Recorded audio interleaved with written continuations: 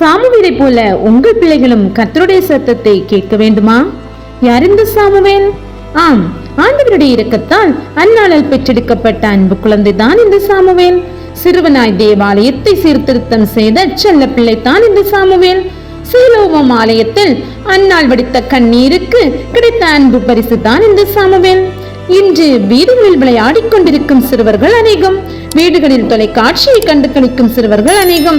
ஆனால் வீடும் வேண்டாம், வீதியும் வேண்டாம், இறை சமூகமே என் பிள்ளைக்கு போதும் என்று பால் மறந்த உடனே அந்நாளால் இறை சமூகத்தில் கொண்டு விடப்பட்டான் சாமுவேல். குழந்தை யாரிடத்தில் கொண்டு விடப்பட்டான்? ஆம், வேறு யாரும் இல்லை, அவர்தான் ஏலி. ஏலியிடத்தில் ஒப்படைத்து விட்டு அன்னாள் என்ன சொல்கிறார் தெரியுமா? கர்த்தரிடத்தில் கேட்டேன், கர்த்தரிடத்தில் பெற்றுக்கொண்டேன், இதனை கர்த்தருக்கென்றே ஒப்பு கொடுக்கிறேன் என்று. இதோ சாமுவேல் என்னும் பிள்ளை ஆண்டானோ சணல் நூல் ஏபோத்தை தரித்தவனாய் ஆலயத்தில் பணிவிடை செய்கிறான். இல்லம் வேண்டாம், இன்பம் வேண்டாம், விளையாட்டு வேண்டாம், வீண் பேச்சு வேண்டாம் என்று ஏலியின் போதனைகளை கவனித்தபடியே இறை சமூகத்தில் பணிவிடை செய்து வந்தான் சாமுவேல். திடீரென ஒரு நாள், சிறுவன் எதிர்பாராத அந்த நாள், அவனுடைய வாழ்வில் மறக்க முடியாத நாள். என்னவென்று கேட்கிறீர்களா?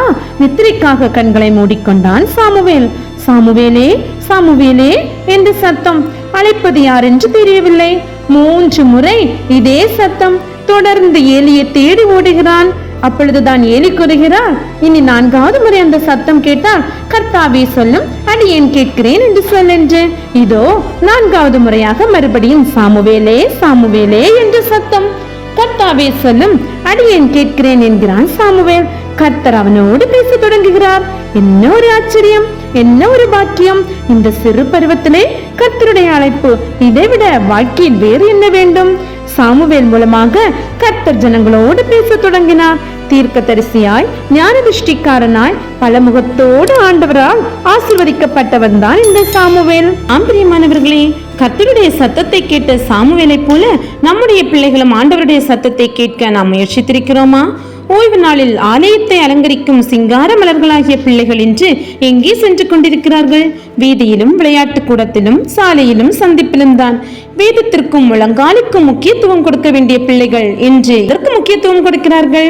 தீய பழக்க வழக்கங்களுக்கும், தவறான பாதையில் நடத்தி செல்லும் நண்பர்களுக்கும், இச்சைகளை தூண்டுகிற சமூக வலைத்தளங்களிலும் தான் விழுந்து போய் கிடக்கிறார்கள்.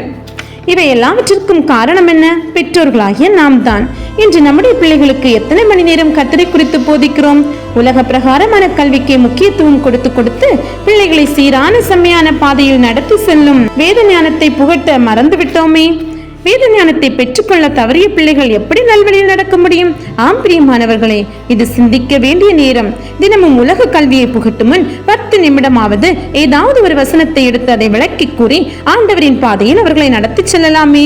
வேதத்தில் உள்ள கதைகளை, ஆண்டவர் செய்த அற்புதங்களை பிள்ளைகள் எளிதில் புரிந்து கொள்ளும் வகையில் சுவாரஸ்யமான வகையில் பிள்ளைகளுக்கு கற்றுக் கொடுக்கலாமே.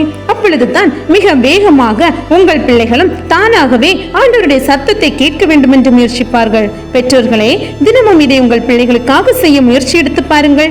நிச்சயமாய் உங்கள் பிள்ளைகள் மத்தியிலும் ஒரு மாற்றத்தை நீங்கள் காண்பீர்கள்.